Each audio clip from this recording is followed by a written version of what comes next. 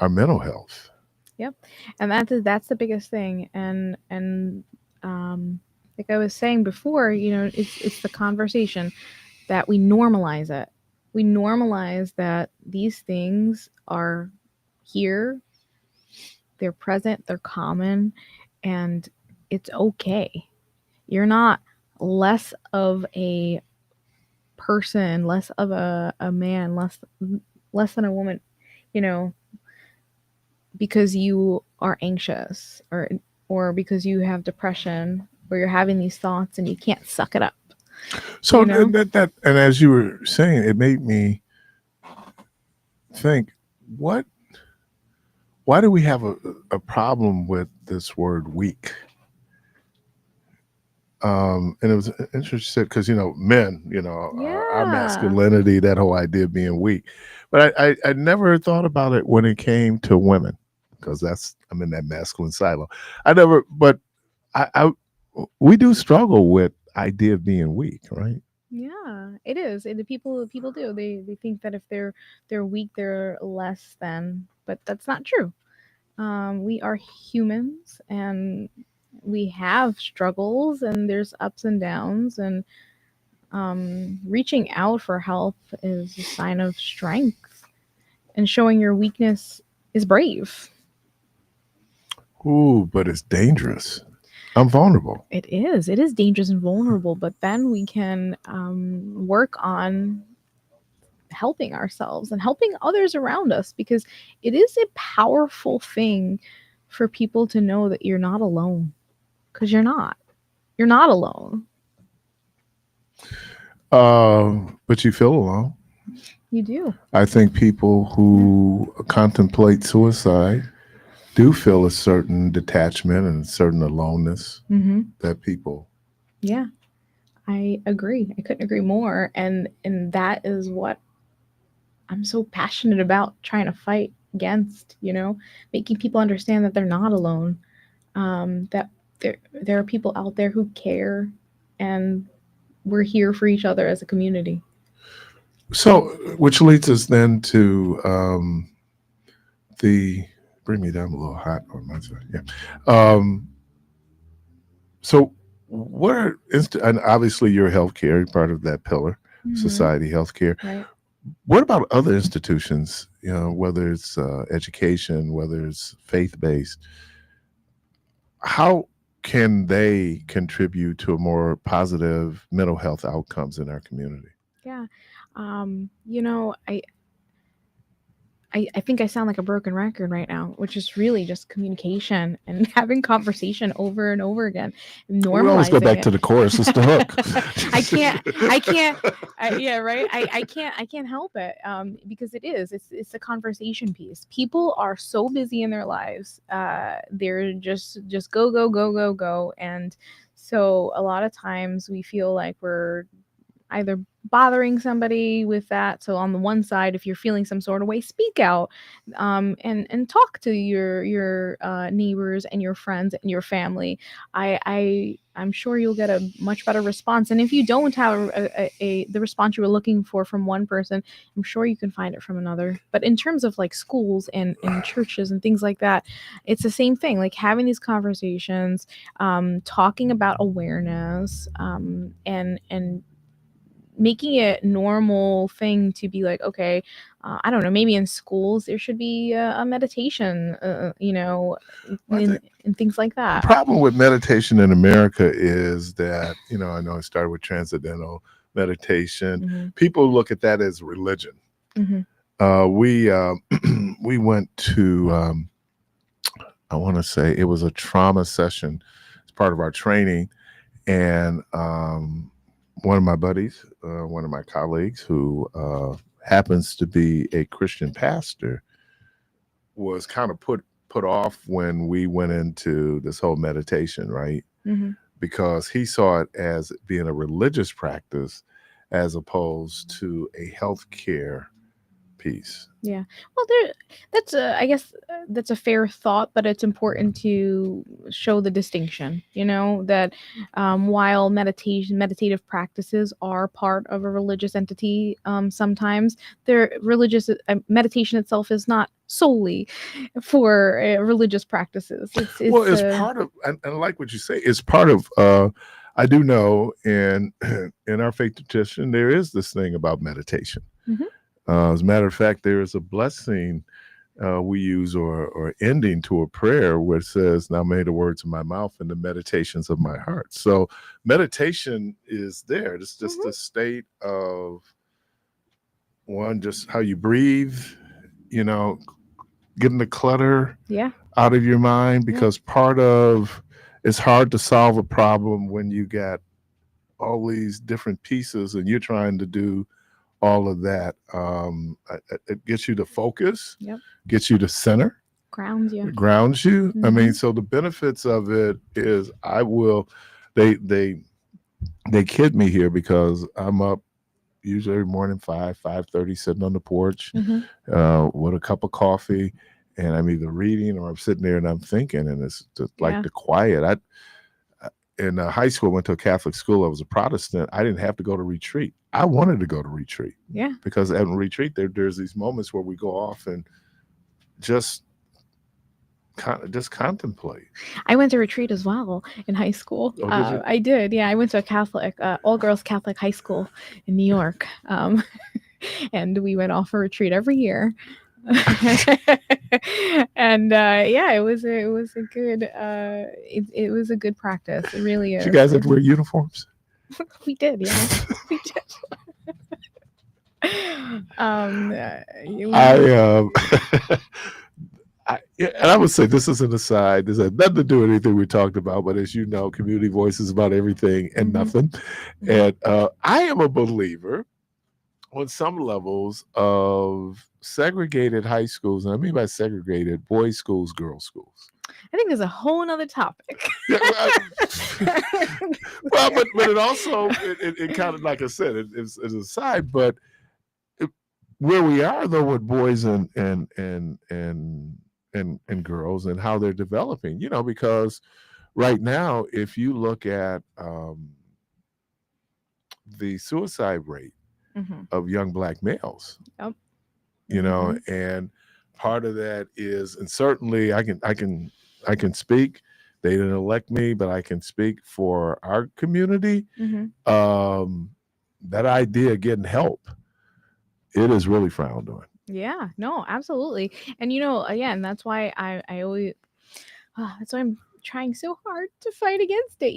I like when people come on in, I'm thinking it's okay. It's okay. It doesn't make you less of a man because you are crying or you're depressed. Really? It doesn't. It really? It makes you, what? It makes you a better person. It makes you a better son, brother, father, everything. And I agree. I agree that being expressive, but and it's funny. Women said, "Oh boy, I love a man that cries."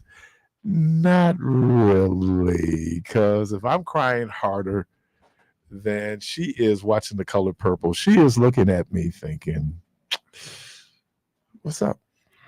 But yes. Oh no, Sabrina. No, there is. Look, our cultural influences are strong.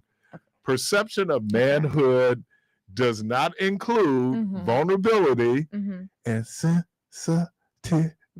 It doesn't. I mean, and that's why we struggle as men with mental health issues, because one, we don't want to appear to be weak. Yeah. And if I go and get help, that means I'm weak. Well, maybe it's time to break the cycle. Okay, well, let's have a discussion about how do you break that cycle, because it's more than me going in a clinical setting. It is all these cultural things. There is, how we evolved as human beings. That man crying. I mean, if 414-444-5250, 414-444-5250. And if you want to be transparent and vulnerable, should men cry? Yeah. There you go. For Amen. the simple fact that that's an outlet to release Mhm. emotions. Mhm. How much crying you been doing? Cry. Well, I cry over you. Yeah. I mean, but I mean, it's a good, and thank you for saying that, because Yeah, it's true. It is a way to, our boys, our men are taught that you hold those tears back, you stand firm and you stand tall, and then guess what happens? If you have no outlets, like you're saying, what happens? You It wind up builds getting up. it builds up. Mhm. You get angry, Mhm. and then people. which is an emotion that men are allowed to express. It's fair, but in a healthy way. But if you're sitting on it and you're building up and building up and building up, and you're not expressing that anger, which Yeah. is normal, in a healthy way, then Well, let me do this, and this is not an indictment on my mom. So I want to preface it with that. This is not an indictment on my mom.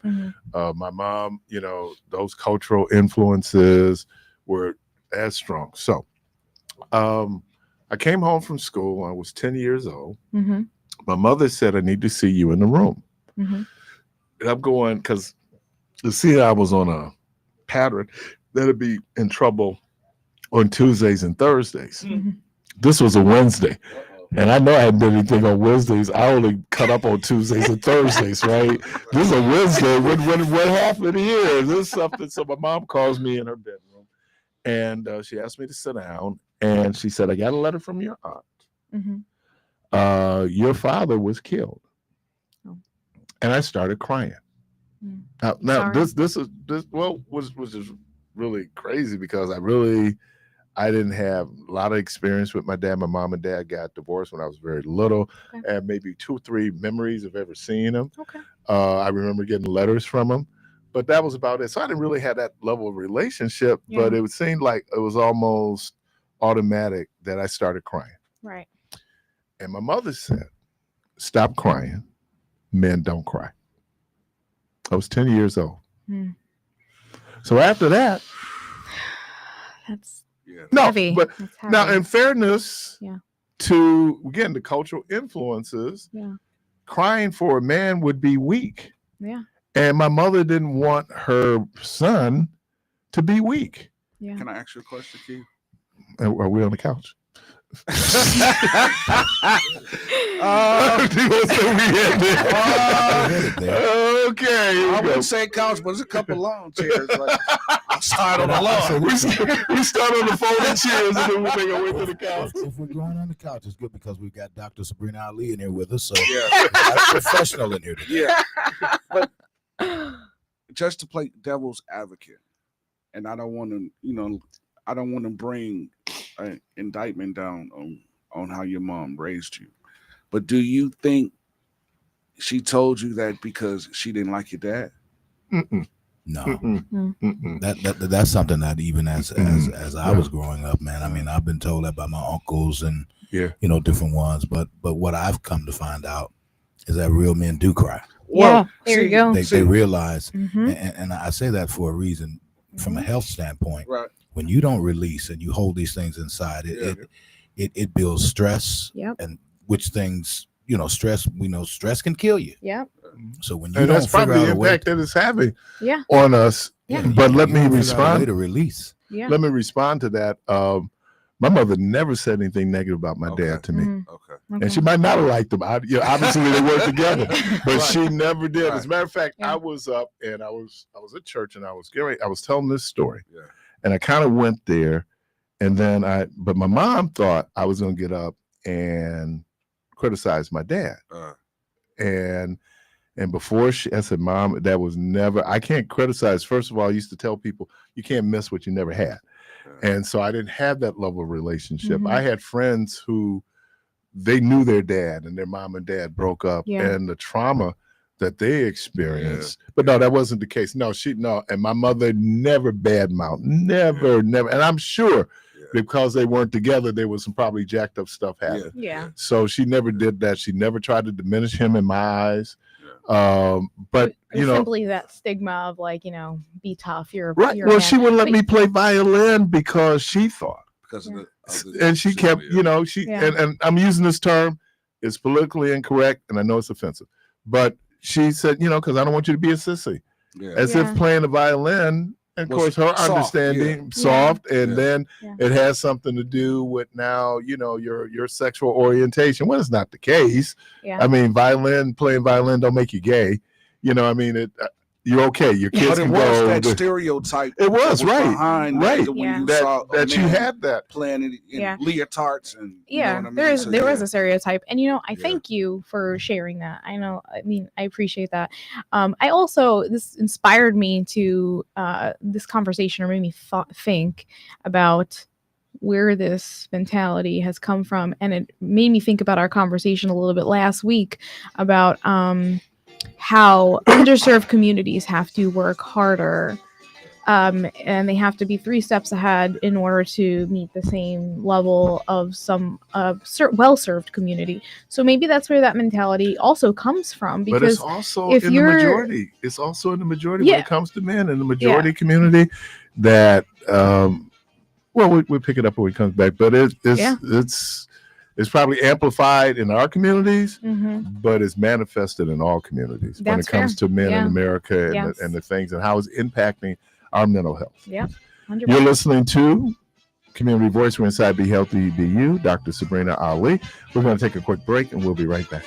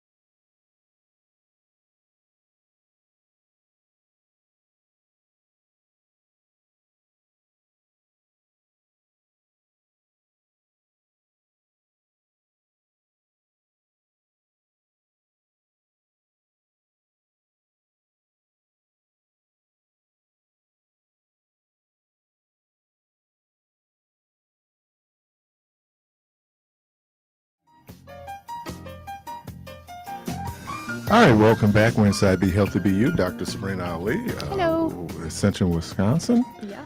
And we were having a conversation around mental health and the importance of understanding. Well, having the conversations as you started off saying, and maybe even some of the terminology and words that we tried to. I tried to use to describe what it is. I serve on the board of the Alma Center, and the motto there is that which is not transformed is transferred. Yep. That there are people, and again, we were talking about, and I was getting back to that all girls high school as an all boys high school. But there are some cultural things that impact on the psyche of teenagers. And the impact that it has. So where it was unattractive for a young lady to be smart, right? She wants to be and so in high school you had those dynamics going on where he's trying to impress her, she's trying to impress them, but when it's just all girls or all boys, you got a different dynamic. I think that's fair, but I think there are positive and negatives to both setups, Were yours all girls? Yes. Oh, okay. I was all girls. So you longed for the co-ed I thought it'd be a good experience, when I was younger. Even as an adult now, I think that having those interactions are important, for socialization and things. I was a college recruiter and I recruited primarily in Catholic schools because it was a Catholic college. Yeah. And I went to, they've merged now. There was a high school down near Capitol Hill, all girls school in DC, Notre Dame Academy. So, and Notre Dame Academy is a high school, the girls go home.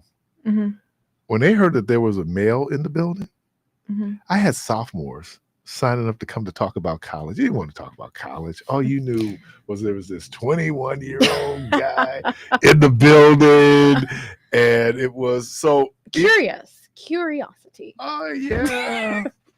Oh yeah, but said kill the cat. But I'm just saying that if Debo was talking about how if we don't cry, if we don't have this emotive experience, I think the Greek word is cathartic, right? Yep. If we're able, that becomes real important. But I didn't cry after that. I mean, I didn't. I mean, that man, I did have a little tear though. So is our mission to make you cry today? No, is that our mission? Get the onions out, right? Just peel the onions. Let you have a good old cry here. I did have one little tear at the end, terms of endearment. I did have one little tear that came down because Deborah Winger died of cancer. It was so tragic. But no, I mean, but I think these roles, and you talked about it, marginalized people, I think it becomes even more amplified. Yeah. Do you feel like you have to be perfect and on it all the time? You do. Representing yourself, your family, your heritage. All the time. Got the people on my shoulders, right? I'm standing on my ancestors, where they, and that's a lot of pressure. It is. That's a lot of pressure. Imagine your blood pressure. Yeah. And you holding all that in too. Yeah. You just gotta, it's, and again, I think it's more culture, right? Cultural influences are, I don't know if y'all remember when Marcus Camby broke his leg in college and he was crying. Who's Marcus Camby? He's a basketball player. You remember Marcus?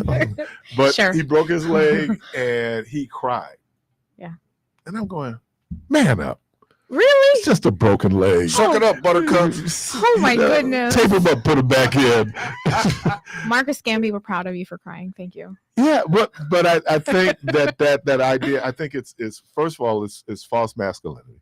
Yeah. And again, we're talking about men. I don't know how we, because I don't know, women are more able, women are allowed to to you be know, emotional. to a certain extent, there's also that whole stigma of calling women overly emotional. Well, hysterectomy, and the freaking word out, which is not hysteria, fair either. it comes from hysterectomy, right? Hysteria. Yeah, yeah. That women will be hysterical, Yeah. or we can't have a woman president because what happens when she's going through her menstrual cycle? Oh boy, this is a really Now, even though disturbing Hillary topic. Clinton hadn't had a menstrual cycle in many years, right?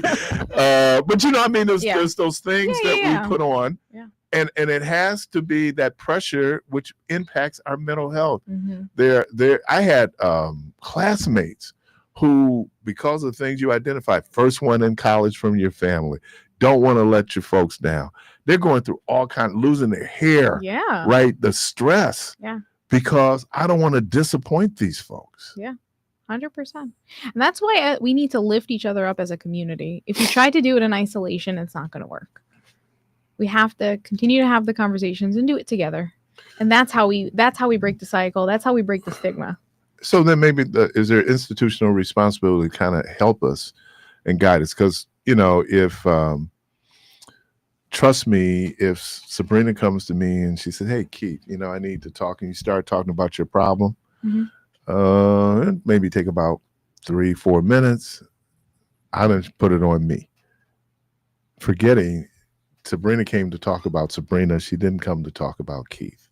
That's what makes those conversations. I don't know if you've ever had that where, you know, you're talking to someone about your thing and then all of a sudden their thing comes up. I'm guilty of that. You know, I think that can be partially because of uncomfortability, you know, with the topics, because of that stigma and not knowing how to handle it. How do you handle when someone comes to you and says, hey, I'm thinking about taking my life? That's heavy. That's heavy. Yeah, it is. And sometimes people are not, they don't know how to respond. They don't know how to respond. And maybe it's a defense like, oh, I feel so uncomfortable in my skin. I'm going to divert and start talking about myself in a story real quick because I don't know what else to do. Kind of like a deer in headlights. Or maybe part of this is also, you know, in my mind, what's wrong with them? You know, I'm thinking that. I'm not saying it, but I'm thinking that. Yeah, right? That's another That, mentality. you know, because we look at people who contemplate suicide as a weakness, not as people just so overwhelmed by their situation that.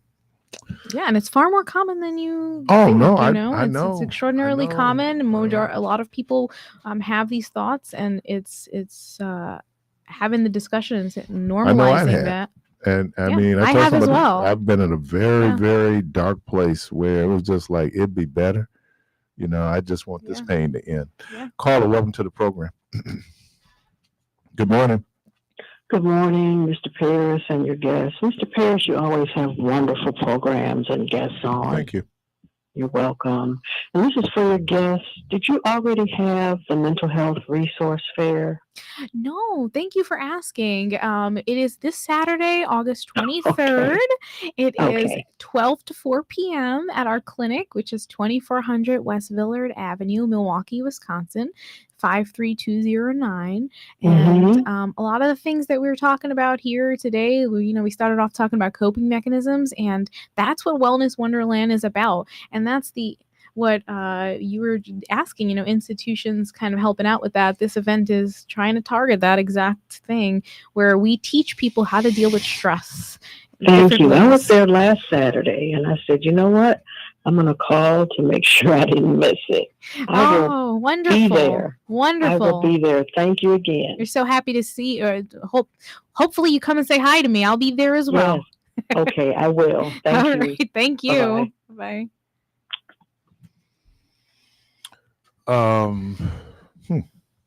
You see more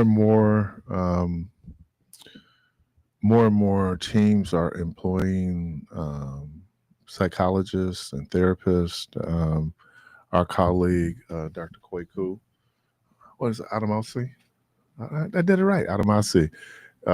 He was just part of the team that traveled with the Olympic team in Paris to provide the psychological support Yeah. For athletes, because That's awesome. because athletics is sometimes more mental than it is physically.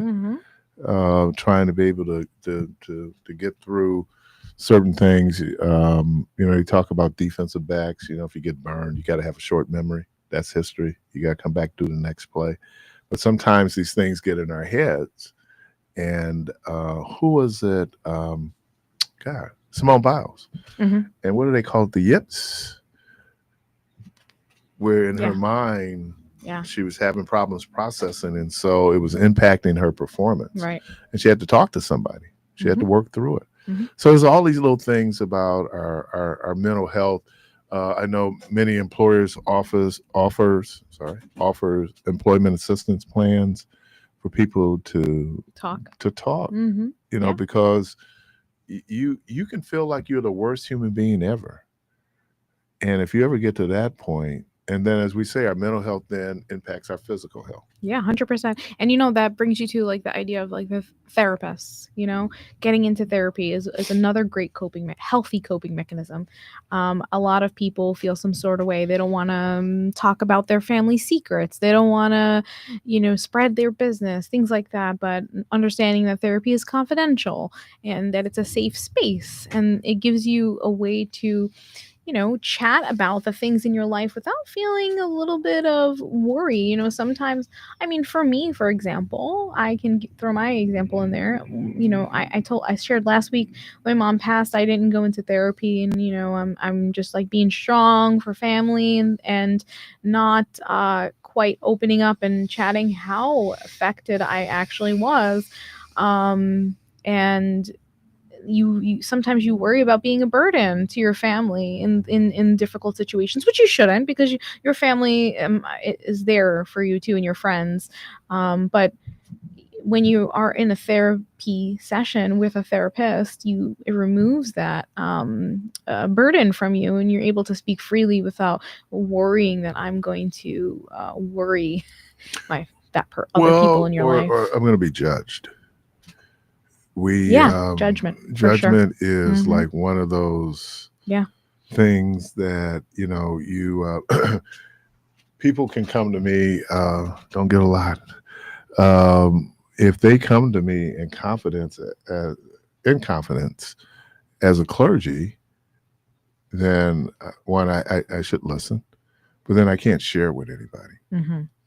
And if I have been truly taught to not make judgment, you just hear it. You don't condemn them to heaven or hell. You listen. And then help that person work through it. And that's therapeutic in and of itself, to help them know that they just get it off. They get it off their shoulders, and they're able to chat about it. And the other point I want to say about therapy is a lot of people come and they're like, oh my God, like either I've tried therapy before, and it didn't work for me. I've heard this before. It didn't work for me. But I would like to say that it's not necessarily that it didn't work for you. Just like you can't be in a relationship with every person, and you can't be friends with every person, and you don't like every single doctor out there, and it's the same with therapists. You have to feel connected with your therapist. So but especially adults will say no before they say yes. And so it could be that you're just resistant, that it wasn't fair point. I didn't think it was going to work. And so then it becomes self-fulfilling prophecy. Of course it's not going to work. Yeah, of course it's not going to work. Or if it's different than you were taught how you handle your problems, with the fact that you're going to a therapist and nobody else did, of course it's going to be different. I found this out in physical therapy. Trust the process.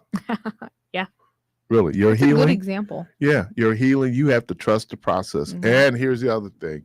It is not going to be instantaneous when I walk in and I talk to Dr. Ali, and after this conversation, bam, it went away. No. Yep. No, you got to continue to kind of work through it. You make this incremental progress. Yeah, and then also it's to piggyback off of that, to recognize that a lot of these things, like some people have, acute moments where they're feeling overwhelmed, and that's normal, right? You have anxiety and depressive episodes, things like that.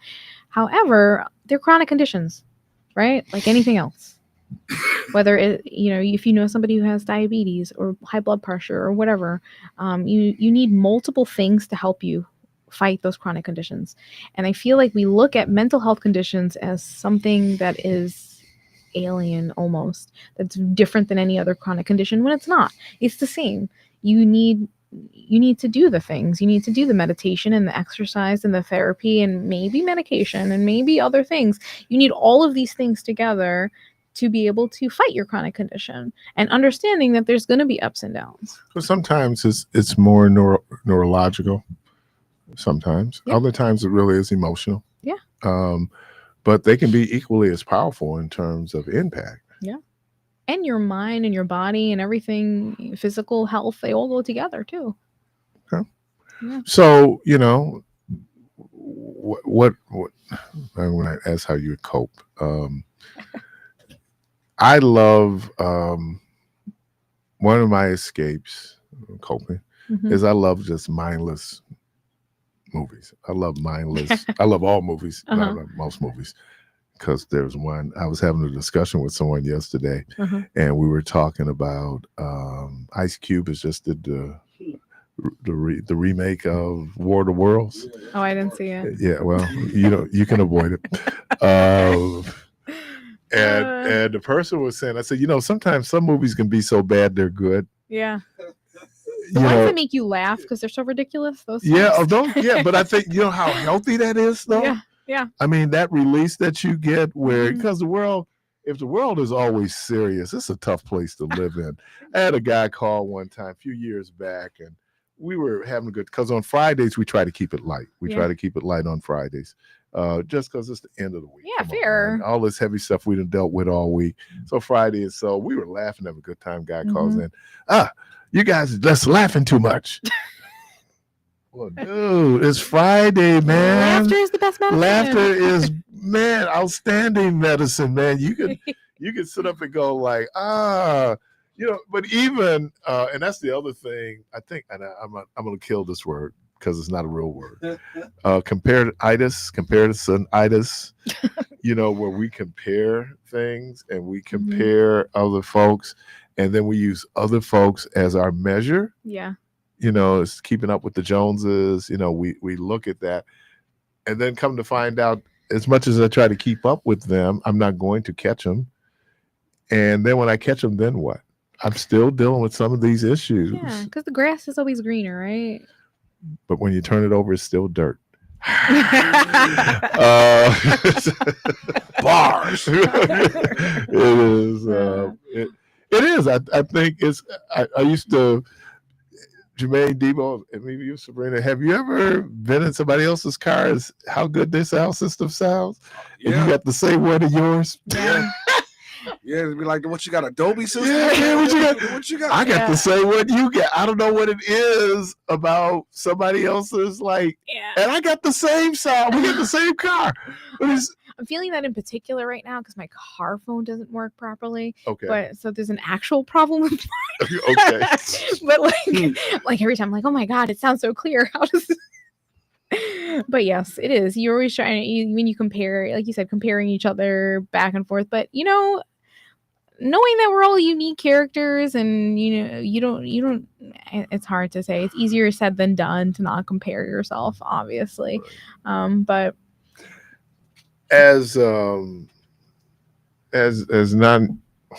partially European, but as non-European people or marginalized people or oppressed people, the Wayans said something. They said, they were talking about someone had they were doing this whole thing on I think it was the 25-year reunion of In Living Color. And so they were talking about humor. And somebody said something. It was kind of a jacked up situation, but the way they talked about it, it was funny. And then I want to say one of the Wayans brothers said, you know what? We've learned how to take our pain and in effect find humor even in our pain. Yeah. I've said that before. I've said, but my thing is like, if I don't laugh right now, I'm gonna cry. Yeah. You laugh through it, and you find the humor, and that's keeps you going. But you also need your humor's great. You also need your healthy coping mechanisms. You need your meditation. You need your journaling. I don't know. We didn't talk about journaling. Journaling is a great form of release.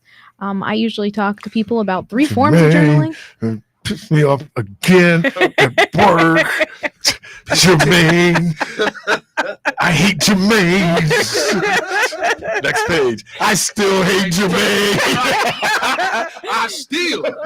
You write violently. I support that. Write that Put it down. in the book and don't kill Jermaine, right? Yeah, exactly. Write it down. Write it down. But it could be evidence used later just in case I did kill Jermaine. No. You wrote it down, so you released your emotions. You're not going to kill Jermaine anymore. Don't know that, because I thought I had released it. And here's another thing. Yeah. And we talk about these things that impact on our mental health. Yeah. The ability to be able to forgive. One of, you have forgiveness can be pardon, it can be exoneration. Mm-hmm. But I'm going to say, deep forgiveness is release. Yep. I let it go. Yep. And that is exactly where those journaling techniques come in, really. I mean, one of the other, so I talk about freestyle journaling. Usually talk about 3. There's 3 different ways you could do it, right? Freestyle is what you were just talking about. You write it down, it's whatever is in your, mind. Where my book? So that's one form, freestyle, whatever comes to mind, you write it down. The other one I like to talk about is gratitude journal. I like to say for people to do it at night, but you can do it in the morning or whenever you feel in some sort of way, and just kind of think about 3 things that you're most grateful for in that day, whatever that is. It could be big or small or whatever it is. And then the third one I like to talk about is writing letters that you don't send. Dear Jermaine. Yeah. Dear Jermaine. I hate you. That's it. But next paragraph. Dear, still hate you, Jermaine. But you don't send it to Jermaine. Here's the thing. I can't send it to him? Nope. You're going to write it to him. You're going to man. express yourself, but you're not going to send it to him. And that could be a person. It could be Jermaine. It could be. It usually is Jermaine. Let's do this. You're listening to Community Voice Recite BLBBU. As I get my journal out, we're going to take a break. We'll be right back.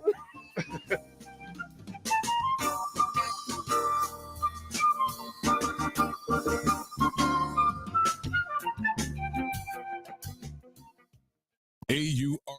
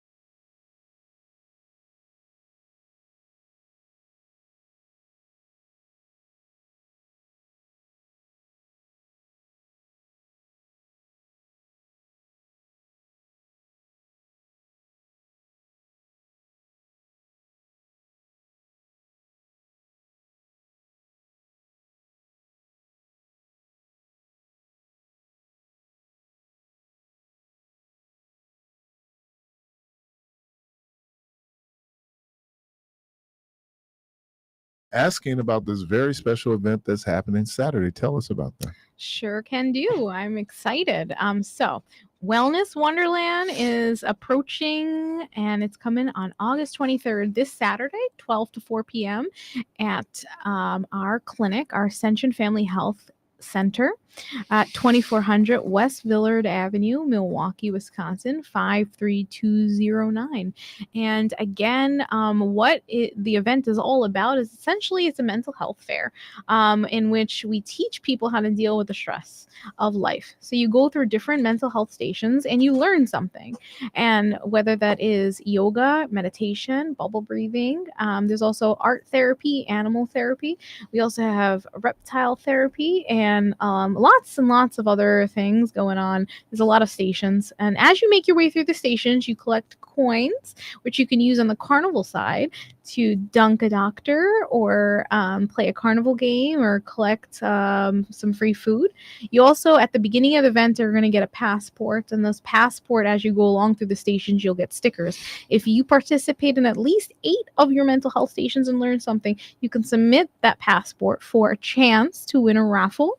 One of the raffles that we're giving away this year is gift cards to Cubanitas.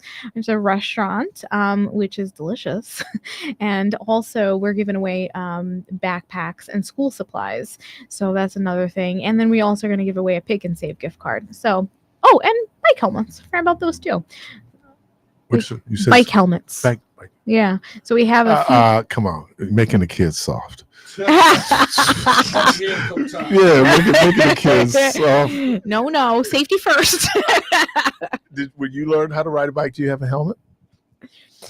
It was in the past, Doc. Yeah, I know it's in the past. I'm not hesitating because of that. I'm hesitating because I don't know how to ride a bike. Oh, you're gonna need a helmet. A whole another conversation. You're gonna need a helmet. She's gonna need a whole RoboCop suit. Right. Riding the bike now.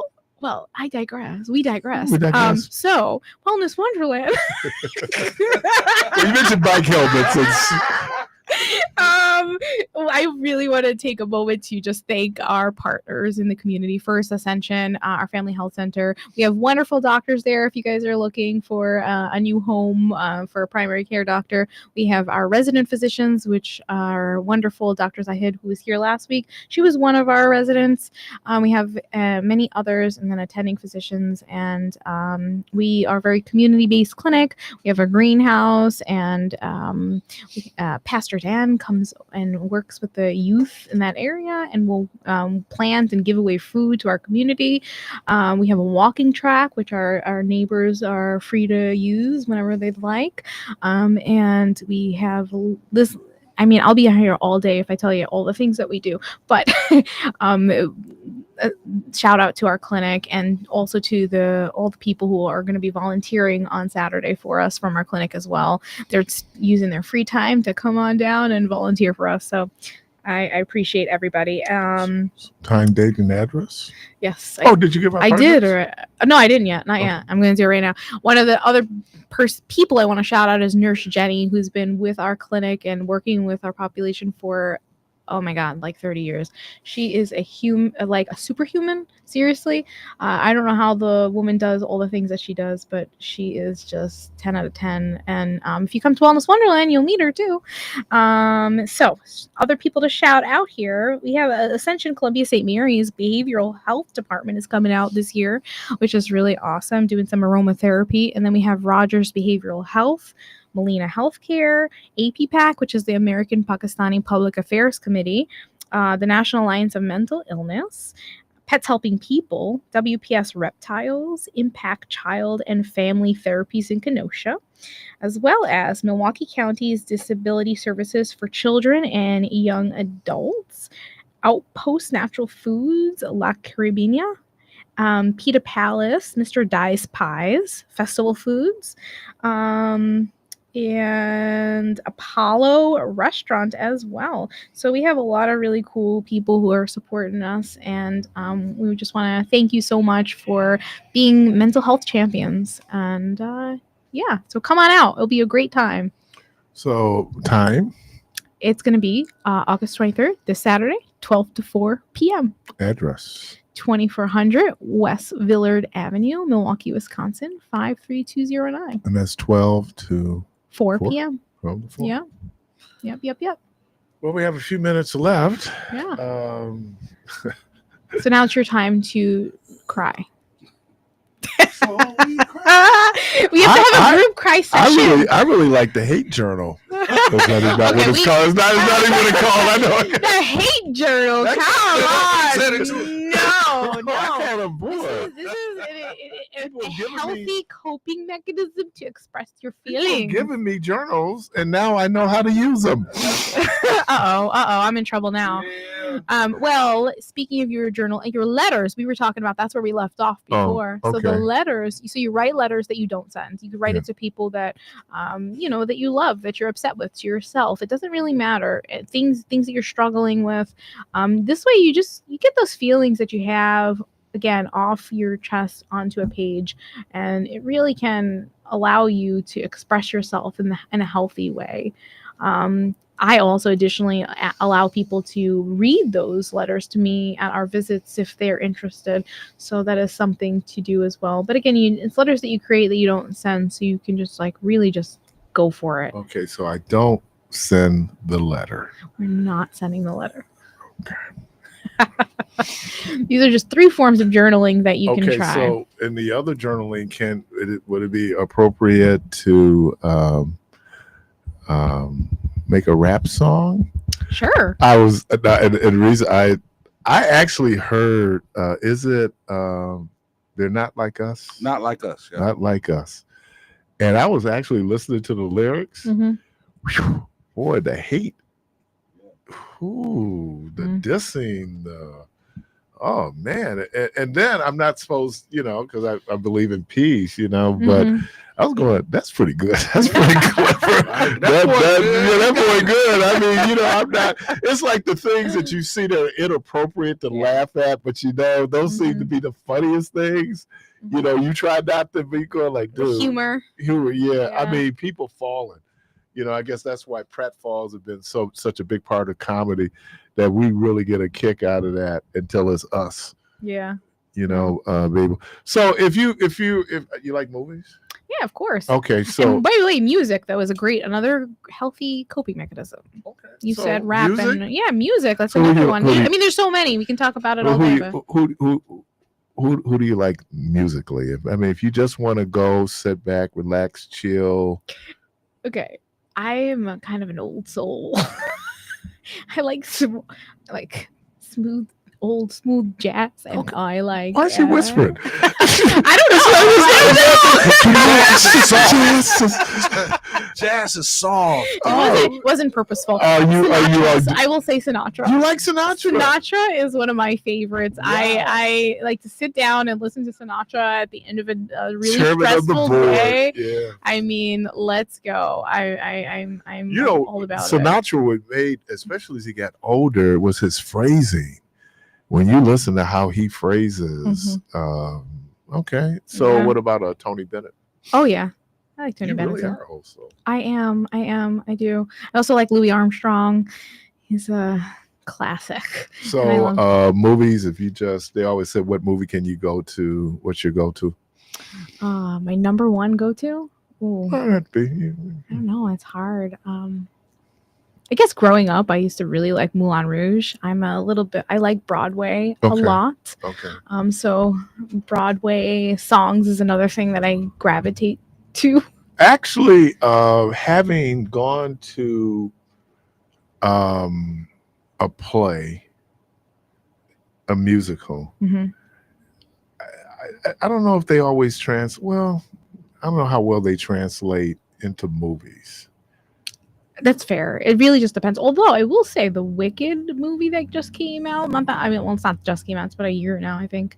But that they did a good job, and I was skeptical about it. Actually, I was like, "Is this going to be good?" But it was very, good. very interesting. I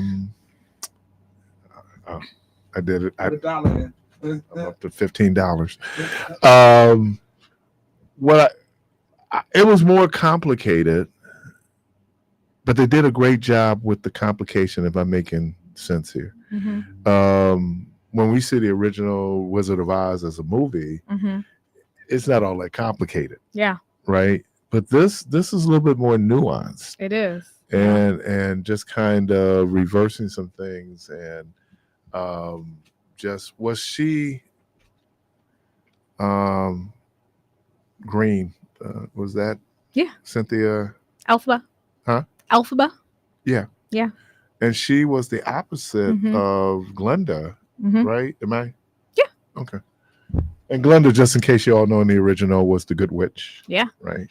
Did we ever get the name of the Wicked Witch of the West? That's Elphaba. That's Elphaba. Okay. Yeah. Okay. They don't talk about it in The Wizard of Oz, I don't believe. I'm not sure. I don't think so. But in Wicked, that's the story, why the origination of Elphaba. And part of it was... And how she was ostracized because she was green and she was different and she was like no one else. What about Barbie? Barbie? What about Barbie? Did you like the movie? I wasn't really a fan, honestly.